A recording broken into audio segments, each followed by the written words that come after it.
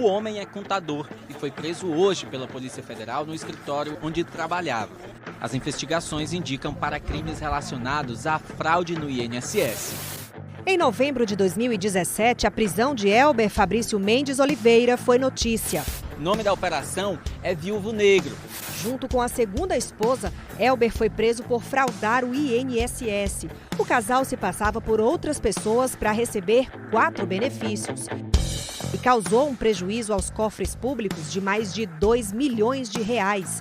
Os dois foram condenados, mas só ele chegou a cumprir a pena em regime fechado. Depois de 2 anos, Elber foi solto. Só que Elber Fabrício Mendes Oliveira não poderia ter sido preso em 2017, porque o verdadeiro Elber Fabrício Mendes tinha morrido em 10 de novembro de 1987. Era uma criança. Aos 10 anos de idade, Elber sofreu um acidente neste cruzamento. O menino estava andando de bicicleta quando foi atingido por um carro. Ele chegou a ser socorrido e internado, mas morreu dias depois. Quem seria então o homem chamado Elber Fabrício Mendes Oliveira, que foi investigado, condenado e preso e cumpriu pena? Ele cearense, morava numa cidade do interior do Ceará, nascido lá. A cidade é Massapê e, segundo o Ministério Público, o verdadeiro nome desse homem é Alexander Martins Coelho. Depois de conseguir identificar o nome, conseguimos pegar o certificado de alistamento militar dele, verdadeiro, lá no Ceará. Mas quando, como e por que Alexander virou Elber?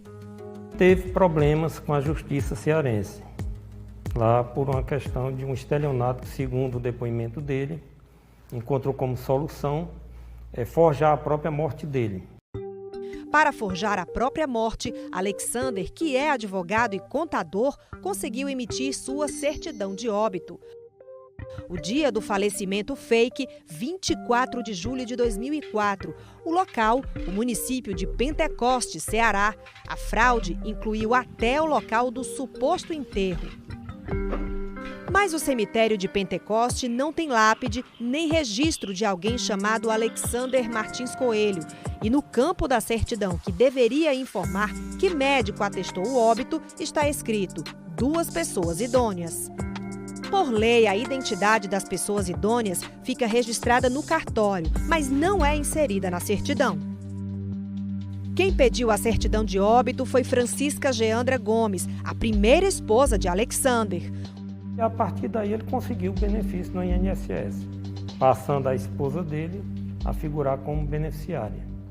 Oficialmente morto, Alexander precisava de uma nova identidade. Foi aqui, no cemitério de Camurcim, cidade no interior do Ceará, que Alexander procurou por nomes de crianças que, se estivessem vivas, teriam uma idade semelhante à dele, adulto.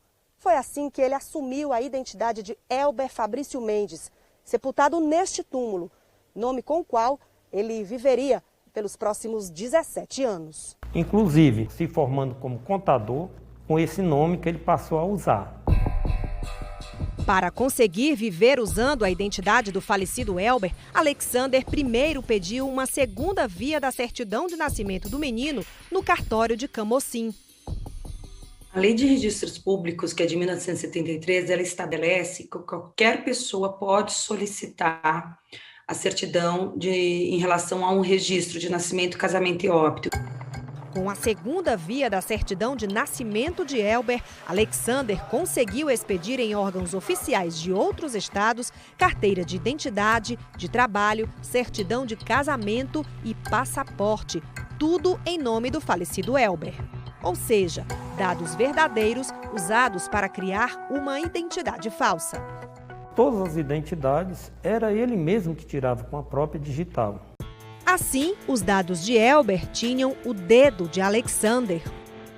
Para fraudar o INSS, Alexander começou a assumir outras identidades, com uma mãozinha da então esposa Francisca. Ele criava sempre o casal, a esposa dele, verdadeiro, se passando pela esposa ou companheira.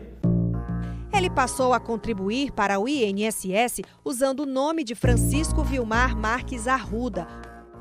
Já a então esposa de Alexander, Francisca Geandra, assumiu a identidade de Ellen Barst, que, como Francisco, é uma pessoa já falecida, que teve seus dados usados no golpe.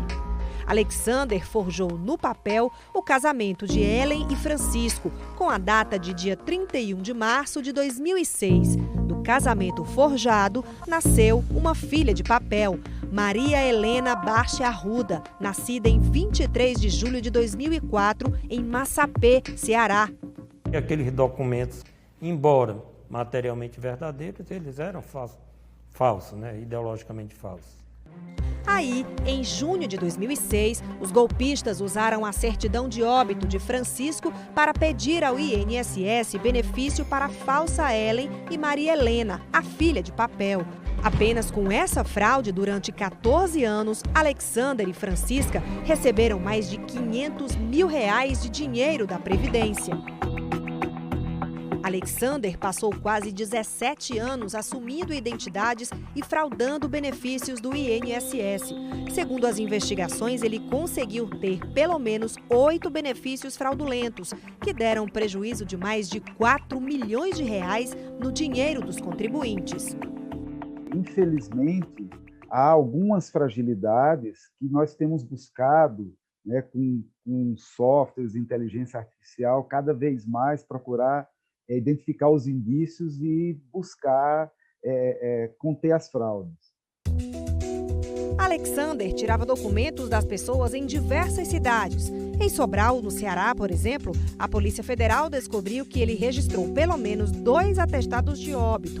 Com um deles, em nome de Fádia Soares, ele conseguiu um benefício que foi pago de 2007 até fevereiro deste ano.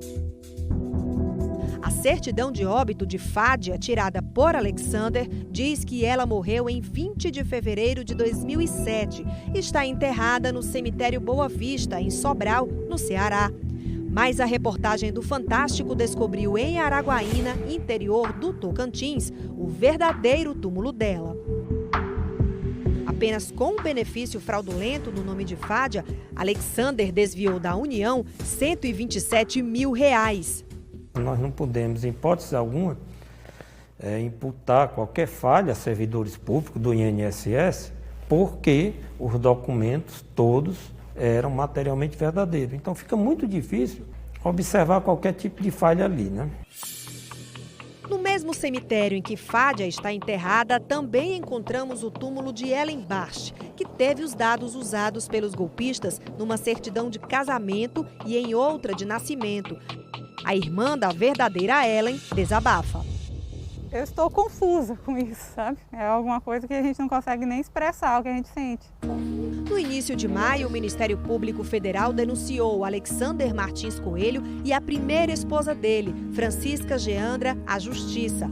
Eles vão responder por fraude a benefícios do INSS e fraudes bancárias, entre outros crimes, podendo ser condenados a até 14 anos de prisão.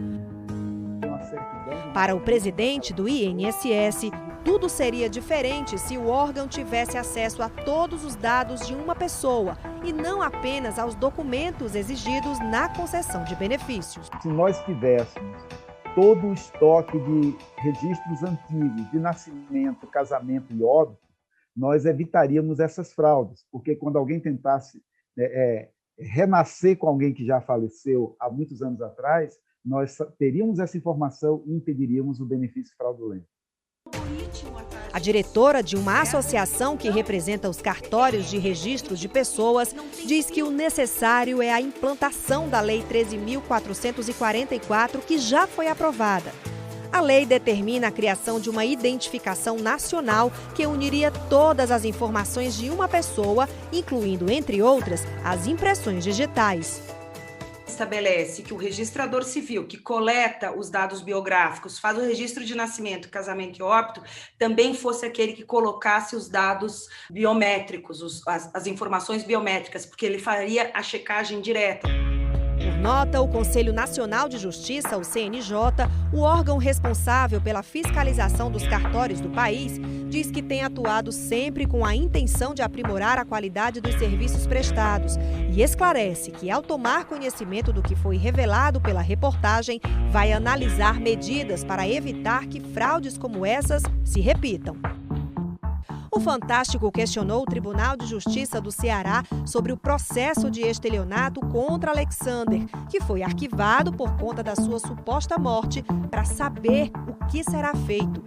Por e-mail, o Tribunal de Justiça do Ceará respondeu que a justiça precisa ser provocada para qualquer procedimento que exija a atuação do judiciário.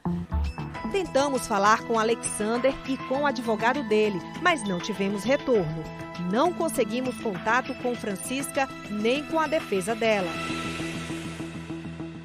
Sempre quando eu ouvia assim pela televisão, essas coisas assim, eu dizia, graças a Deus que meu filho já está no céu. E aí aparece uma bomba dessa. Dona Lúcia é mãe de Elber Fabrício Mendes, o menino que teve o nome usado por Alexander. E o filho da mãe desse, eu abandono do meu filho. A família começou a receber ligações e mensagens por débitos em aberto no CPF com o nome do menino, documento que, na verdade, foi Alexander quem tirou usando os dados do filho de Dona Lúcia. Quando ele morreu, ele não tinha nem CPF. Ele era uma criança, em 87. Agora, eles precisam provocar a justiça para limpar o nome de Elber. O Elber era um menino muito alegre, muito contagiante, assim, pra gente, ele era só alegria. Aí hoje nos encontramos numa situação dessa, é muito triste.